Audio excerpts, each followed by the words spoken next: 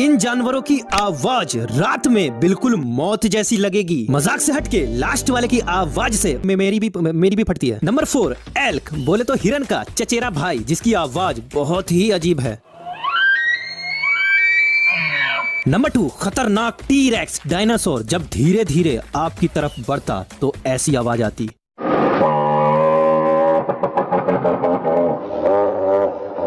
Last वाली sound सुनने से पहले अगर आपके कान सही सलामत हैं तो इस वीडियो को लाइक करके चैनल को सब्सक्राइब कर लो। लाइक और सब्सक्राइब वही करेगा जिसके कान ठीक ठाक हैं, कोई बहरा नहीं। नंबर 1, वुल्फ, इसकी साउंड दुनिया के सबसे स्कैरी साउंड्स में से एक है। कमेंट्स में बताना आपको स्कैरी लगी या नॉर्मल या फनी।